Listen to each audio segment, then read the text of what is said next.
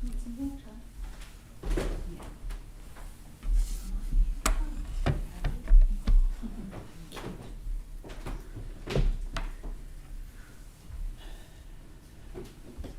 So it's really lovely to be here. We have waited a really long time for this, some of us. And finally it's happened. We are here, we are ordained. I was one of the women who was invited quite a long time ago, it was actually over 2 years ago, to get ordained in Akashavana in the Spanish retreat centre in the mountains. And of course, COVID struck and that got cancelled. So there was a plan B, which was to get ordained this year in Akashavana. And then there was a plan C, and finally plan D was what happened, which was what we went to Triratna in the Welsh mountains. And, actually for me, that was really, really a very, very wonderful way to get ordained. And I wouldn't have wished now I wouldn't wish it to be any different. So I set off. I went forth from my home in Walthamstow by car, and I went off to Snowdonia, beginning of July, and I had 8 days of solitary retreat in the mountains there, spending my time meditating, hiking, swimming in the lakes and the waterfalls, and it was just like the most wonderful preparation for ordination. And some of you know I've had quite a lot of quite serious health issues in the last few years, with cancer and also with quite serious ankle fractures. So the fact that I could do that just feels like the most extraordinary kind of gift, really. I just feel just really, really grateful that I had that opportunity. And also I wouldn't have had the confidence to go hiking by myself a few years ago in Snowdonia, not worry about getting lost. I mean, I did a little bit sometimes actually, but yeah, it was a wonderful experience. And then I drove through the mythic landscape of Wales to Abergavenny, and arrived there to meet Pranyadevi, my preceptor, who'd come by train from London. And that just felt like such a special moment. She has been amazing in supporting me through my journey towards ordination for quite some time. So she's the first person that I'd like to thank this evening for her kind of amazing support. And she's not able to be here this evening. However, she is watching, I think, on YouTube, as are a number of other good friends that haven't been able to come. So I'd also like to thank my KMs, Vanaraji and Sudajaya, for their support. I'd like to thank Lilamani for her support. Just many people without their love and friendship, I just wouldn't be here tonight. So I'd like to thank my Mitra Study group. I had been in 2 groups, so there was a group in here at LBC and also a group at Mid-Essex. So I want to thank all those people for their support over the years. And my GFR group, Padmanandi was in GFR group with me. Several of us are now ordained, also Savannah Jyoti. So that's been quite an amazing support for about 6 years actually, that GFR group. So I feel very grateful to those women. I want to thank all the Dharma teachers for all the teachings I've received. Bhante Sangharachita, without whom none of us would be here now. So I feel very grateful to him and to the many other teachers in the movement. Thank you also, Subhadramati, lovely to see you sitting there, for your support for a very long time. Really appreciate that. Have I forgotten anyone? I have written a lot of notes, but I don't really want to put my glasses on to read them. I would like to thank my family. I've been incredibly fortunate to have so much support from my family over the years. So Mark and Hannah, my partner and daughter, are here tonight.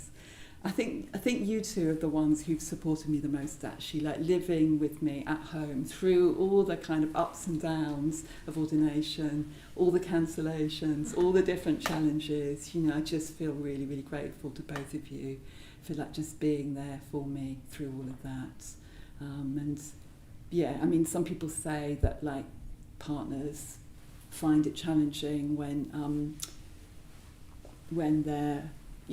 people get involved with the Dharma. I mean, it is really challenging because we change so much.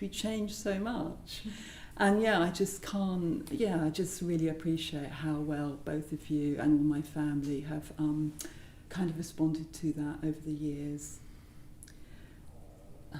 Thank you. So I'll say a bit more now about the Ordination Retreat itself. So we had an 11-day retreat in Triratna, which, as some of you will know, is the Women's Ordination Retreat Centre in the Brecon Beacons. So that's a place that's like very close to my heart. I've spent so many kind of happy times on retreat there. So I was just actually really delighted to get ordained there. And it's a very, very beautiful place.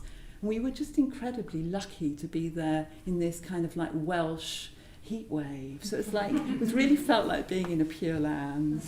There's something that happens on an ordination retreat. I mean, it happens on retreat often, but particularly on this ordination retreat where kind of consciousness expands, where,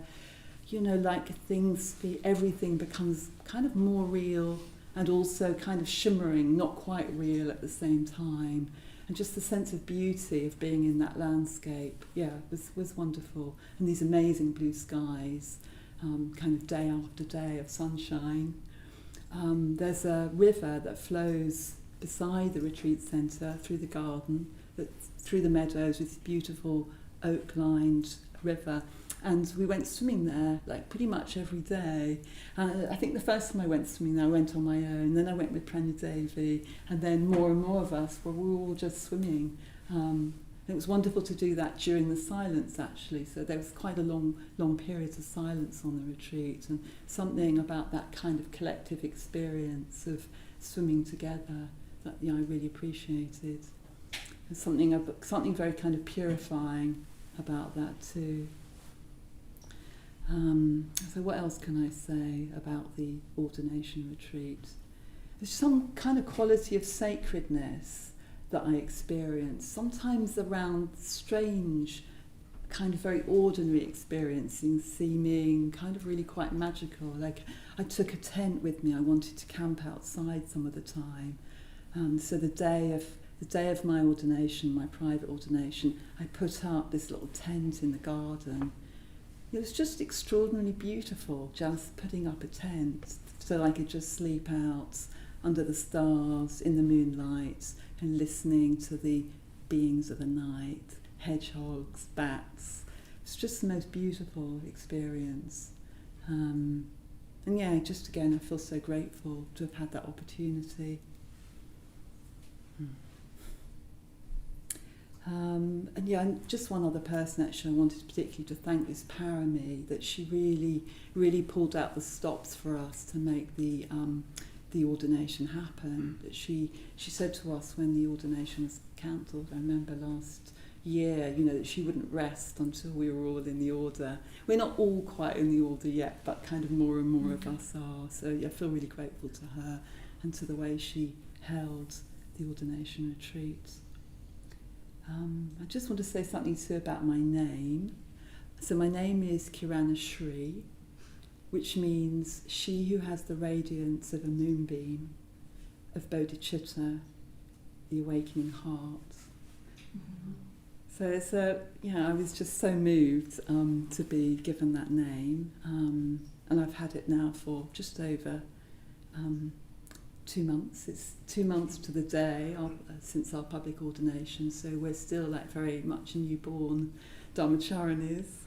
But something about the kind of light and shadow of my name that kind of really speaks to me and it speaks to my process. I think that the kind of radiance, the brightness, the moonlight, and also the kind of shadow side, but particularly I've been kind of concurrently with doing ordination training, I've been doing psychotherapy training. So it's like you really have to go into all your kind of difficult shadow material.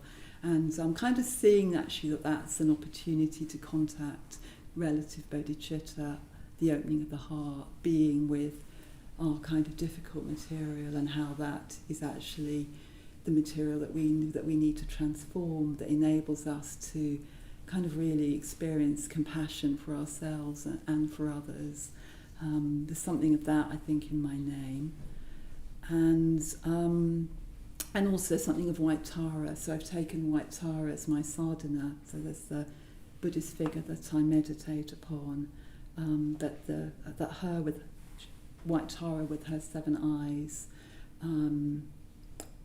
developing, for me, that's about developing more and more equanimity, more and more capacity to see the suffering of the world without feeling kind of thrown around by it. So yeah, very beautiful name.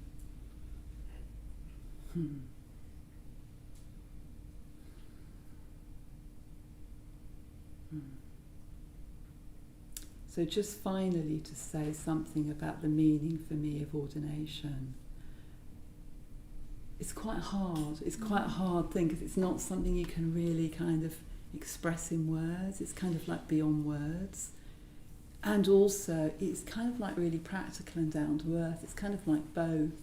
So there's just the practical, well, I just want to be part of an order of like very committed spiritual practitioners, and I want to put myself in conditions to enable me to keep growing, keep unfolding. And I think being part of being an order member is putting myself in those best possible conditions, and also at the same time being able to support other people's unfolding. That's really what it's about. And there's so much mystery to that too. So thank you very much. It's lovely.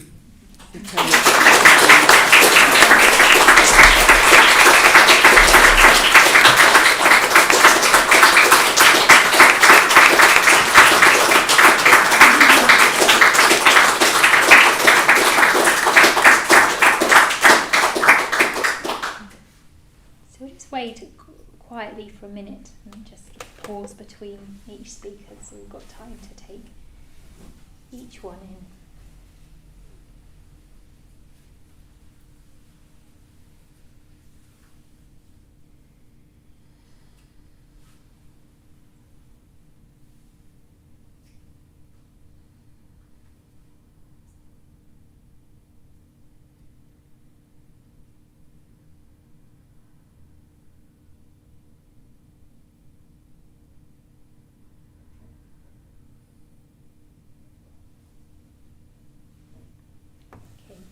Who's next? Is Guhyasakhi. Welcome, Guhyasakhi. Hello, hi, I'm Guhyasakhi, which means she who has the mystery as a friend.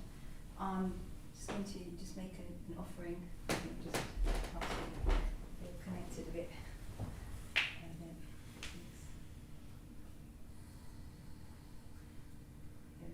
Can you include this in my 15 minutes?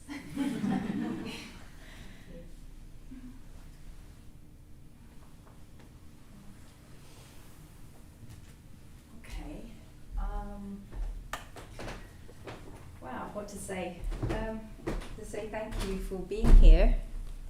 Thanks for your presence and your attention. And I think your hearts, and that you are here, that this is something meaningful to you, and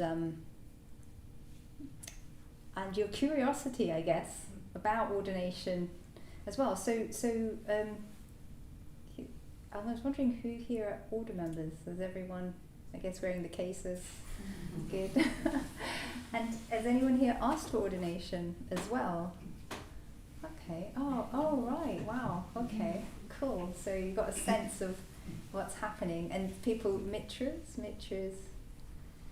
right? Great, go mitras, yay for mitras. and friends and family, or family. I've got friends and family, yay! Great, it's good. And also there's all the people online as well who are with us as well. I appreciate that. And the people who just happen to come to Monday night or passing by, and This is what was on. Great. Great, okay. All right. That's nice as well. That's good. You're all welcome. So I did actually put my talk on my phone, not just checking my texts quickly. Yeah, where was I? What am I supposed to be talking about? Okay, well, I'm sure I put the notes here. There they go. There we go. So it's an opportunity to thank. So there's a lot of gratitude I have and appreciation for all the people that were involved, and Kiranasri mentioned quite a few of them already. My private preceptor is Maitri Vajri, and there's people I've got really close to over time. I mean, there's Suri Gupchan Jayakaro, who I'm getting to know as well, and Subhadramati, who helped me become a mitra, and of course not forgetting my dear partner Matt. Yay! Helping my mom, who actually gave birth to me, so it's kind of a key thing to, you know, being a bit tricky without that. Bhante Sangharachita, who and even I would like to also thank this space here, and the Buddha, of course. It was in this space that I first came to Triratna, to the LBC, and it was in this space that I first meditated, I think, as part of Triratna. I've been meditating, I started trying to meditate when I was 11.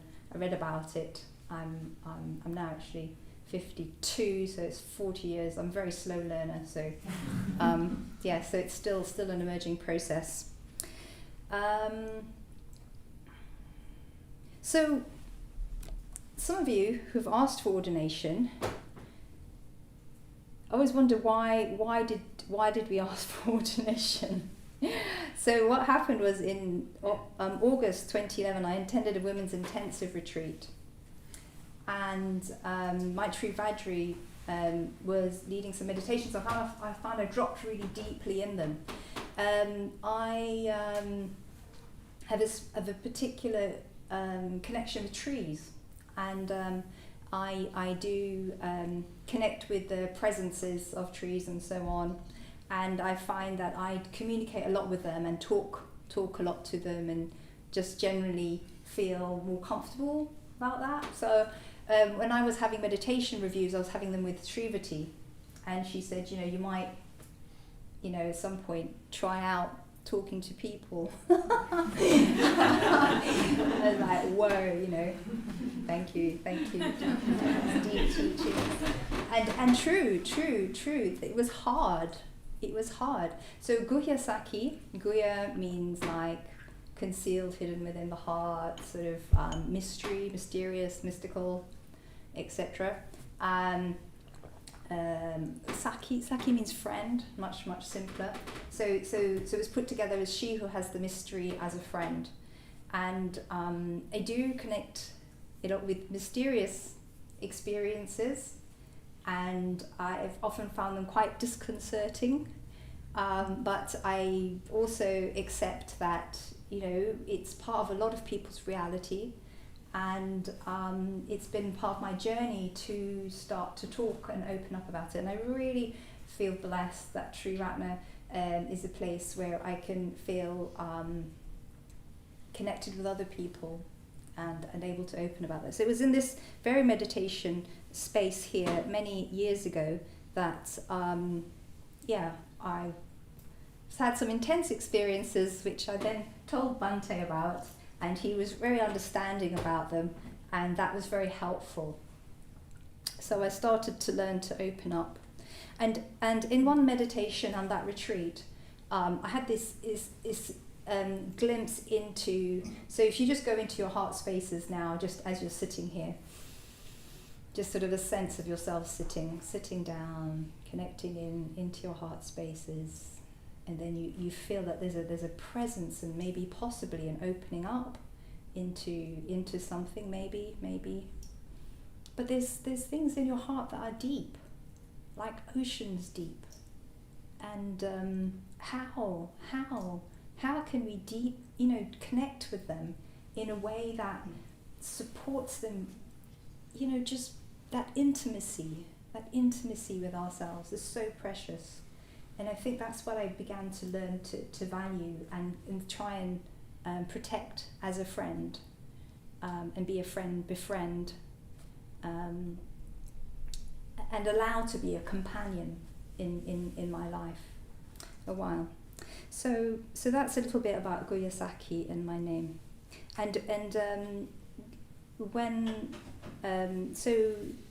So in the meditation retreat, so I decided I would ask for ordination because I had this realization. Sorry, I find it really hard to talk about some of these things.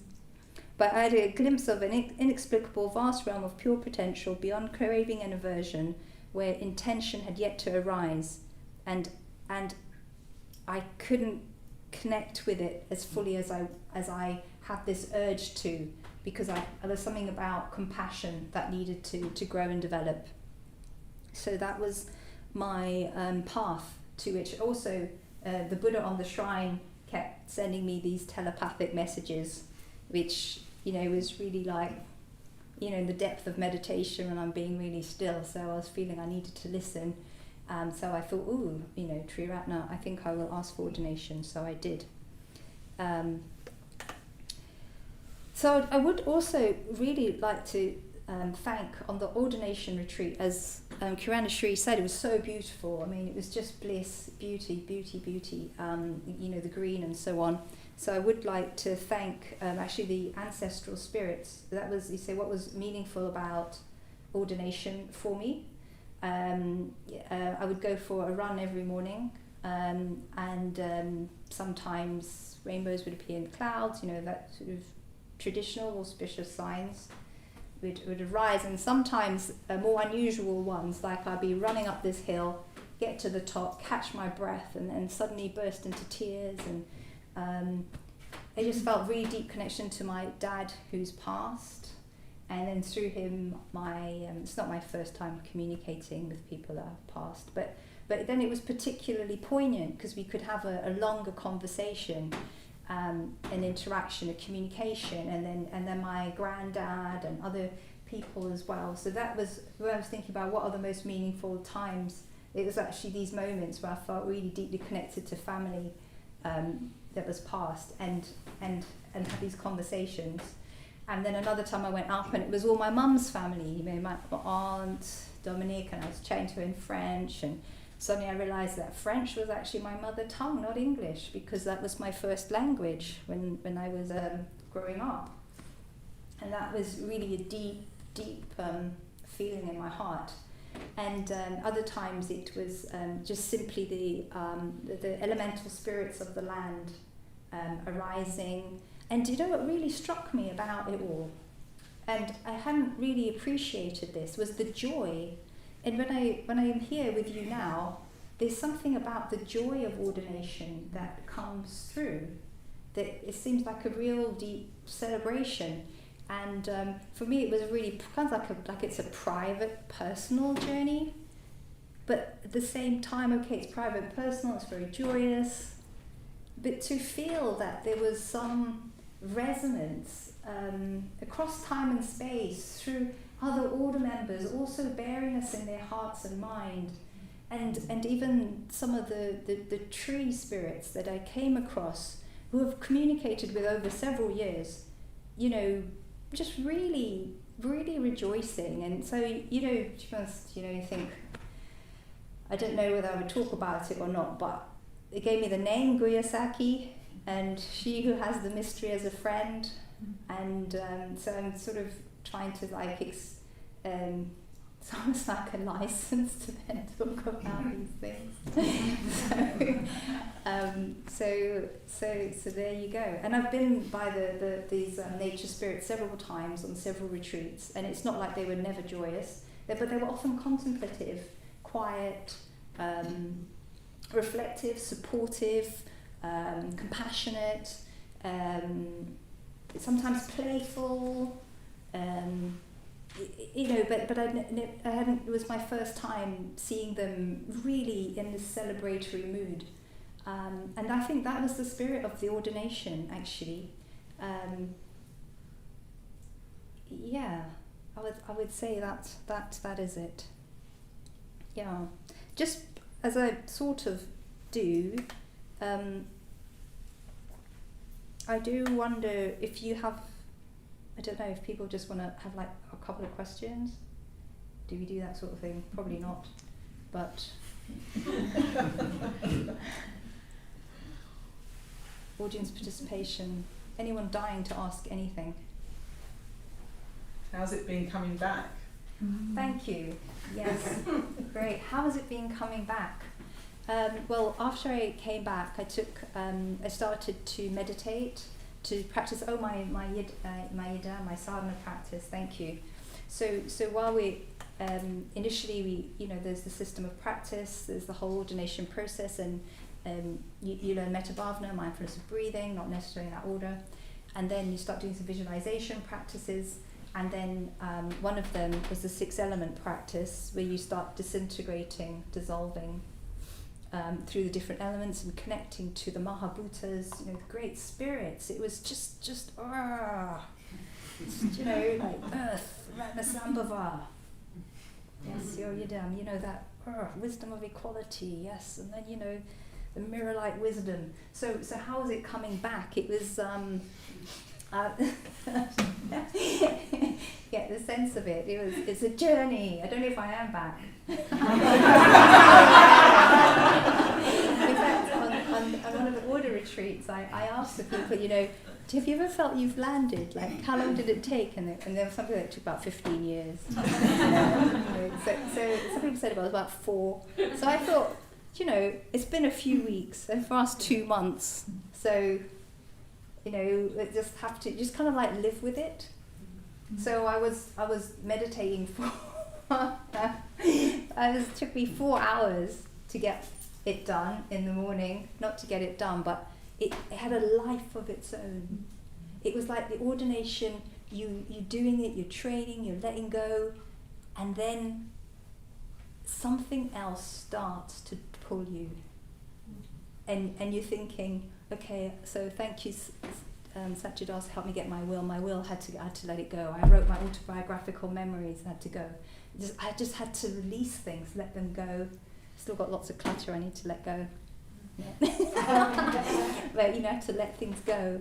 And it was just taking me on and on. And then you get to the retreat, and it's just in motion. You're just dissolving into shunyata. And I have a little gift for you, which I showed to you guys, and I think that's how I'll end. So hopefully, although my words may not be complete, they're like fingers pointing to the moon, giving you a kind of glimpse, and that's the gift I just want to share with you. But my last gift, which I did share with people in the room, is actually a real treasure, and it's actually the voice of Parami, the public preceptor. There's so many people I didn't thank, so like shout out to Vishvantara and Sampva and loads of people. Arya Rakshata, thank you for being there, and all the people that made the retreat possible. So many of you, I just really appreciate it. But here is Parami singing. All beings are essentially pure by nature, pure as in emptiness, pure as in shunyata. I too am essentially pure by nature, pure as in emptiness, pure as in shunyata. Yeah. Yeah. There.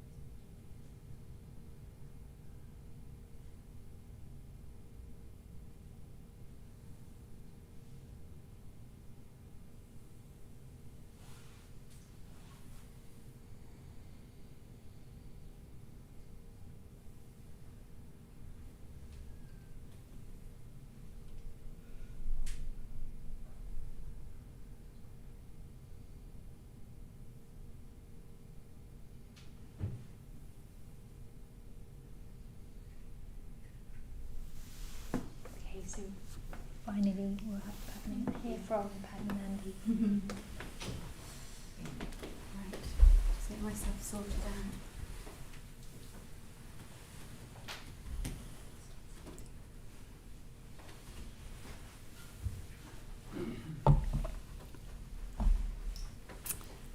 I'm glad I can see you and you can see me, I think, because I didn't want to stand on those blocks. I had a feeling I might fall off. So I've got some notes. They're more of a security blanket, I think, than anything else. Yeah, so I just need to take you all in. Just ground myself a bit. Yeah, it's quite something. I'm finally ordained. We finally did it. I can't believe it. Yeah. As Kiranasri mentioned, I was also one of the Akasha 2020 cohort, and I received my invitation in November 2019. So it was 20 months before I was ordained. And as Savannah Jyoti reminds me, it's apparently 20 months is the gestation period of an elephant. Make of that what you will. And I haven't been, I've really been puzzling over how to express to you the richness and the depth and significance of, the last 20 months. And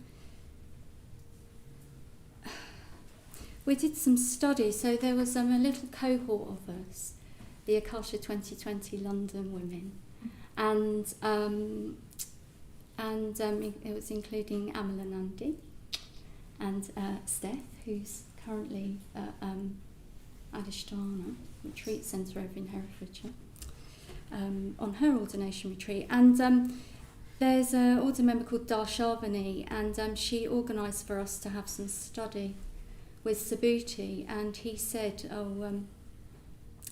your ordination retreat starts when you get your invitation.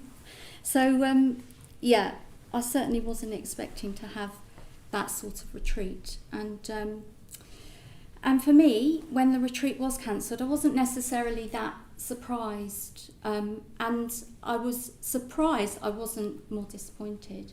And actually, before it was cancelled, I'd actually felt I couldn't go away at that time. The pandemic was just starting. There was so much uncertainty, and I realised that I didn't want to be away from my family, my mum and my dad, and my brother, my partner Priyadarka, and my community. So I live in a Buddhist women's community with Savannah Jyoti and 4 other women, which is on Approach Road, neighbours with Gauravavati. There's kind of a momentum I felt that was building when I got my invitation. And I was listening to a government announcement, and I just thought, I can't go away. And it was almost like this energy flipped back into me, this momentum came back into me. And I kind of made my peace with it, really. What was difficult was the waiting, and the waiting, and the waiting, and the different constellations. We'd gathered the Akasha 2020 London women actually at one of the Approach Road communities before we thought we were going, and I was looking around the room at these other women, and they just went into my heart. They just went into my heart. I thought, oh yeah, these are my Dharma sisters. And people often talk about having a special bond, and there is a special bond when you're ordained together, but I also feel a really special bond with my Akasha 2020 London sisters. Yeah. So we were led in a ritual, a letting go ritual by Parami, and it really helped me. She did make a vow to us, I felt, and she said something like, I'm paraphrasing, "I won't rest until I get you into the order." And I felt at that moment, I was tearful, and I felt like something in me was letting go, and I could surrender and trust others to hold and look after me. And I did feel that she really, really did that through a very long waiting period. There was a lot of positive communication from Parami, and I would like to thank her for holding us during that period of time, and also finally leading our ordination retreat. So some positives at that time. We've known each other for 6 years, haven't we? And we just spent a lot of time together over the last year, walking over on the Walthamstow marshes, and I think there's something about our friendship really, really deepened at that time through that shared experience. So I really appreciate our friendship. Thank you. Yeah. So I didn't want to say too many so that's one. I wanted to just give you a taste, a flavour of our ordination retreat. And I think the headline is, I really feel that I've been led and initiated into the order with care, love and vision. Full stop. Yeah.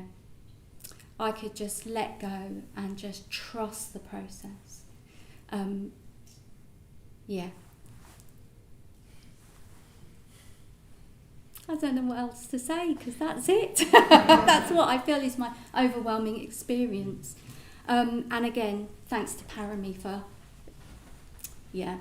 it's very inspiring to be around someone like Parami who has faith, such strong faith. And when I say faith, my experience of her was someone who has such confidence in the efficacy of the Dharma.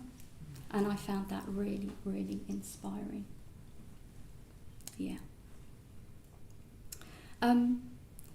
It was wonderful swimming in the magical glade. And and it something that was really interesting, and it seems like quite a small detail, but felt really significant for me, is that I can suffer from insomnia. I've had insomnia for many, many years. And on my ordination retreat, I slept so well. I just felt a sense of well-being. And I also dreamt really well. So a month before I got my invitation, in October 2019, I was on a retreat at Triratna, and people were. I knew something was going on. Am I going to be put forward for ordination? It's never very clear, but something's going on. And people were. I was being asked by my preceptor Vandana Jyoti what practice I would take. So you've heard the word sadhana mentioned, which means practice, and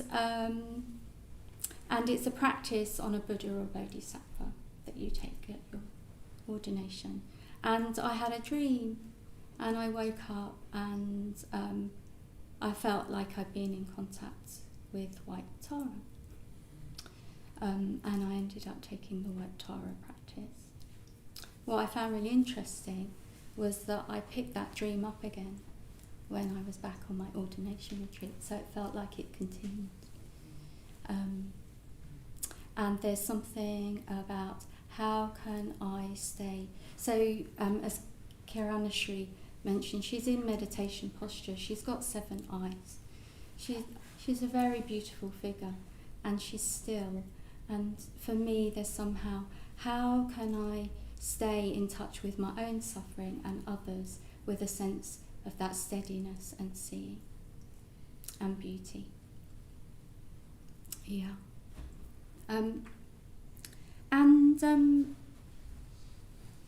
I also had quite a significant experience of self-doubt on the retreat, so it wasn't all really blissful. Just before my private ordination, I had a very, very visceral and uncomfortable experience of self-doubt. and anxiety. And I don't know whether you've ever seen that image of the Severn River and the tidal flow. It's a very powerful force of water. And that's what it felt like for me. And I just sat with it and sat with it and sat with it. And I became aware of all this well-wishing coming towards me. And, well, it was people, my friends and family. And I just felt in contact with their well-wishing and wanting the best for me. So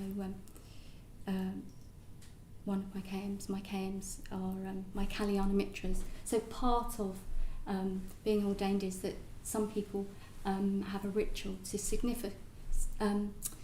to recognise significant friendships. So you normally have two people. So mine are my significant friends are Vijayashri and Sampha. So I'd like to say thank you to them. Vijayashri taught me to meditate 20 years ago. And Sampha's also just been very, very steady through the thick and thin of my rambling ordination process. So I thought I'd share something else around my name, Padmanandi, which means one who delights in the qualities of the lotus. So it was very easy to receive. And I'm puzzling over it. I feel like I've been given a really beautiful gift, and I'm getting to know it. I'm getting to know maybe those qualities that Vandana Jyoti has seen in me, and trusting what she's seen in me. And I am very curious about it. So what I'm particularly curious in, I'm aware that there are a lot of lotuses behind me. And what I'm very curious about is the roots that go down. And that's where I'm comfortable dwelling, is in the places that aren't always that easy. But out of that, something blossoms. I did have I had a thought, oh, it's a nice name, isn't it? But I'm not always that nice. I can be quite spiky and irritable. And of course the name is an aspiration. Yeah. So, second some thank yous. I'd like my mum and my dad and my brother aren't here, but I would like to say thank you to them. I'd like to thank my brother Chris, who is just so open and interested in my Dharma life and loves my name and has been doing lots of internet searching, coming up with what it means. That's really lovely. And my mum and dad for, I don't live a regular life. I haven't had children. I don't have a property. And they've just accepted that. They accept me and they accept my life, and that's quite something.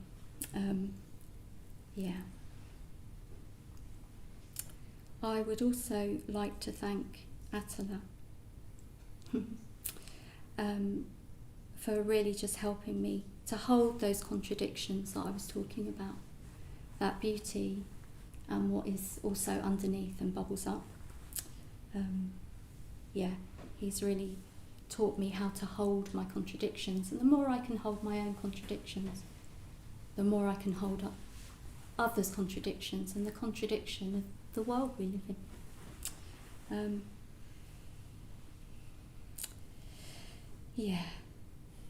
And apparently I need to thank my community for putting up with me. Thank you, Savannah Jyoti, for putting up with me.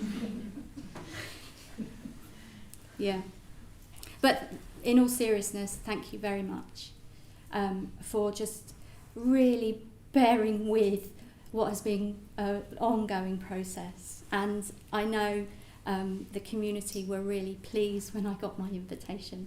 Yeah, finally. And so just thank you, especially to you, Savannah Jyoti, for your support. But also to all of you for the welcome back that I had. I had this little Padma pathway up to my room. It was really lovely. Yeah. He told me not to thank him, but I'm going to, and I'm going to finish soon. And I'd like to thank my partner, Triratna, who, for your steadfastness and loyalty, particularly when I am spiky and irritable. So thank you for that.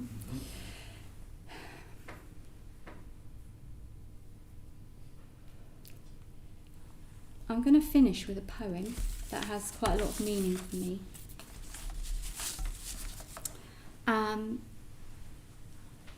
It kind of sums up my ordination process, the Ordination Retreat, and where I am now. I've had a really rich experience, and I'm still processing it and digesting it, and that will just keep on unfolding and happening, the riches. So so you might just want to take a moment, you might just want to close your eyes and settle yourself.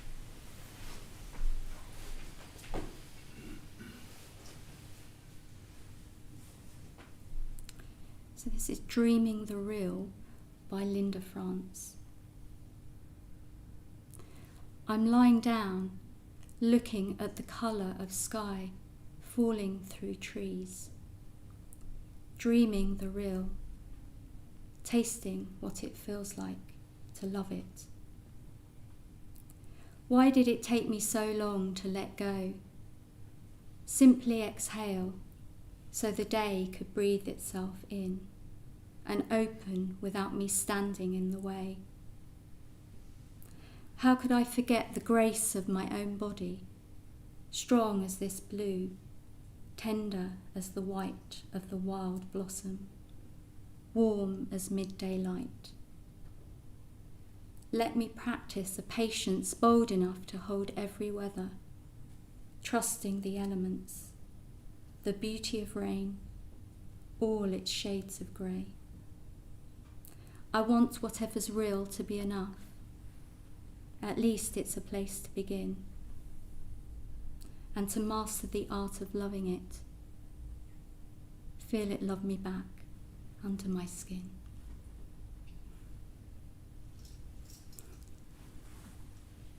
Thank you.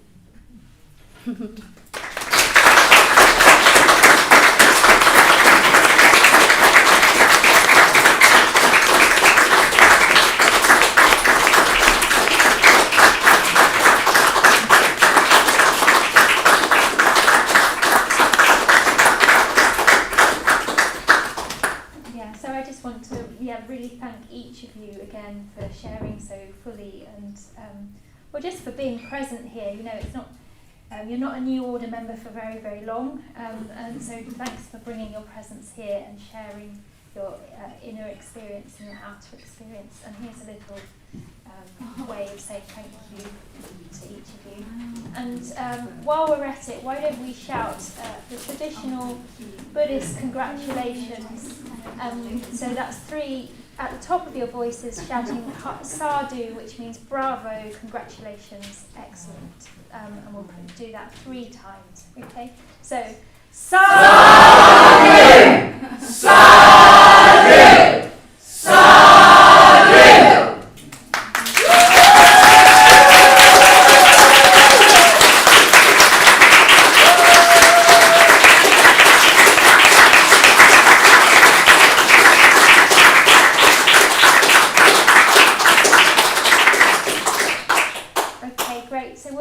Tea break now, so those of us at the LBC can go into the mural room and there's cake and whatnot, and those of you watching at home, I hope you shouted sadhu at the top of your voices.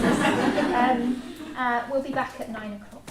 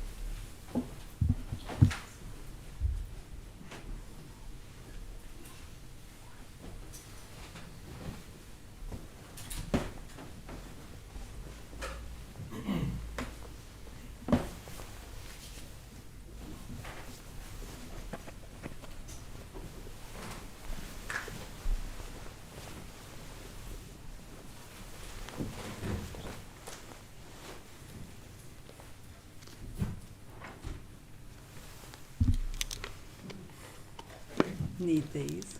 Thought I'd forgotten them. So I'm just going to lead you in a moment in a threefold puja.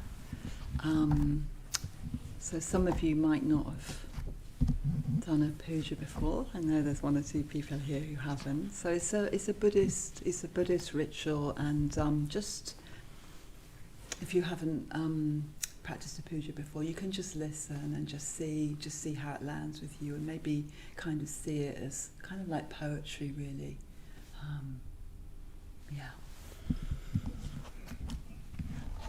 Just got to find the page. And there's an opportunity that Guhyasakhi is going to lead at the end.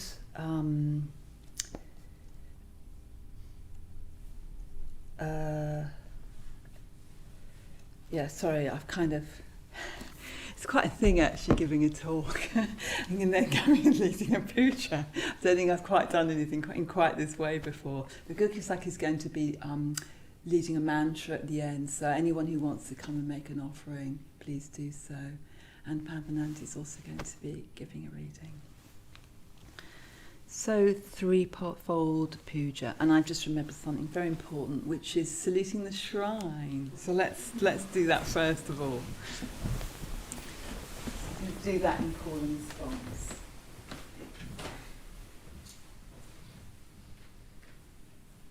Namo Buddhaya, Namo Buddhaya, Namo Dhammaya, Namo Dhammaya, Namo Sanghaya, Namo Sanghaya, Namo Namah, Namo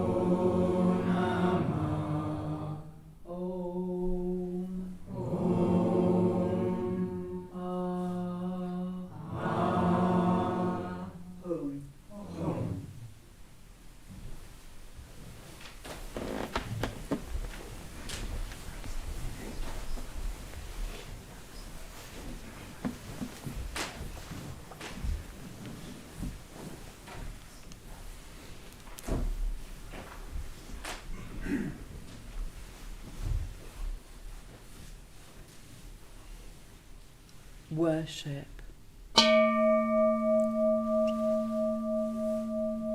With Mandarava, blue lotus and jasmine. With Mandarava, blue lotus and jasmine. With all flowers pleasing and fragrant. With all flowers pleasing and fragrant. And with garlands skillfully woven. And with garlands skillfully woven. I pay honour to the princes of the sages. I pay honour to the princes of the sages. So worthy of veneration. So worthy of veneration. I envelop them in clouds of incense. I envelop them in clouds of incense. Sweet and penetrating. Sweet and penetrating. I make them offerings of food hard and soft. I make them offerings of food hard and soft. And pleasing kinds of liquids to drink. And pleasing kinds of liquids to drink. I offer them lamps encrusted with jewels. I offer them lamps encrusted with jewels. Festooned with golden lotus. Festooned with golden lotus. On the paving sprinkled with perfume. On the paving sprinkled with perfume. I scatter handfuls of beautiful flowers. I scatter handfuls of beautiful flowers. And I have just realised that we're doing the sevenfold puja, not the threefold puja. So let's start again, and we'll start with the threefold puja with opening reverence. We reverence the Buddha. We reverence the Buddha, The perfectly enlightened one. the perfectly enlightened one, The shower of the way. the shower of the way. We reverence the Dharma. We reverence the Dharma, The teaching of the Buddha. the teaching of the Buddha, which leads from darkness to light. which leads from darkness to light. We reverence the Sangha, We reverence the Sangha, the fellowship of the Buddha's disciples, the fellowship of the Buddha's disciples, that inspires and guides. that inspires and guides.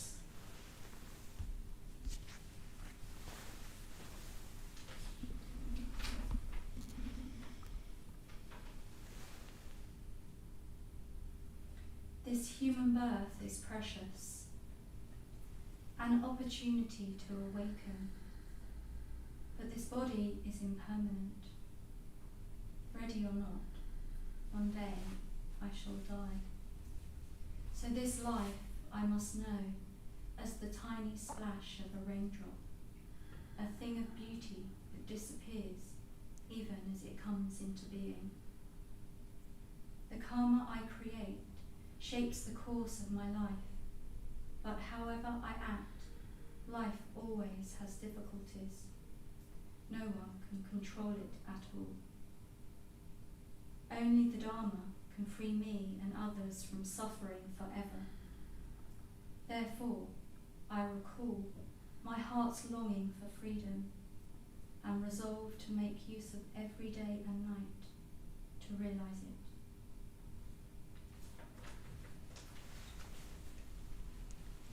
Reverence to the Three Jewels. We reverence the Buddha and aspire to follow him. We reverence the Buddha and aspire to follow him. The Buddha was born as we are born. The Buddha was born as we are born. What the Buddha attained, we too can attain. What the Buddha attained, we too can attain. What the Buddha overcame, we too can overcome. What the Buddha overcame, we too can overcome. We reverence the Dharma and aspire to follow it. We reverence the Dharma and aspire to follow it. With body, speech and mind until the end. With body, speech and mind until the end. The truth in all its aspects. The truth in all its aspects. The path in all its stages. The path in all its stages. We aspire to study, practice, realize. We aspire to study, practice, realize. We reverence the Sangha and aspire to follow it. We reverence the Sangha and aspire to follow it. The fellowship of those who tread the way. The fellowship of those who tread the way. And one by one we make our own commitment. As one by one we make our own commitment. An ever-widening circle, the Sangha grows. An ever-widening circle, the Sangha grows.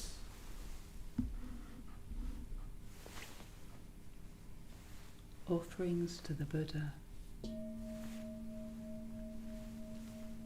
Reverencing the Buddha, we offer flowers. Reverencing the Buddha, we offer flowers. Flowers that today are fresh and sweetly blooming. Flowers that today are fresh and sweetly blooming. Flowers that tomorrow are faded and fallen. Flowers that tomorrow are faded and fallen. Our bodies too, like flowers, will pass away. Our bodies too, like flowers, will pass away. Reverencing the Buddha, we offer candles. Reverencing the Buddha, we offer candles. To him who is the light, we offer light. To him who is the light, we offer light. From his greater lamp, a lesser lamp we light within us. From his greater lamp, a lesser lamp we light within us. The lamp of Bodhi shining within our hearts. The lamp of Bodhi shining within our hearts. Reverencing the Buddha, we offer incense. Reverencing the Buddha, we offer incense. Incense whose fragrance pervades the air. Incense whose fragrance pervades the air. The fragrance of the perfect life, sweeter than incense.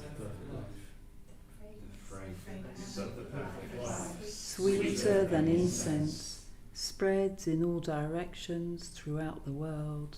Spreads in all directions throughout the world.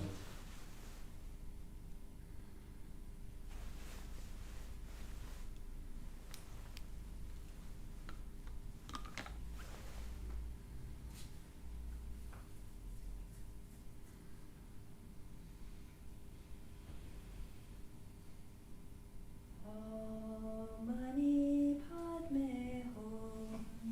Om Mani Padme Hum. Om Mani Padme Hum. Om Mani Padme Hum. Om Mani Padme Hum. Om Mani Padme Hum. Om Mani Padme Hum. Om Mani Padme Hum. Om Mani Padme Hum. Om Mani Padme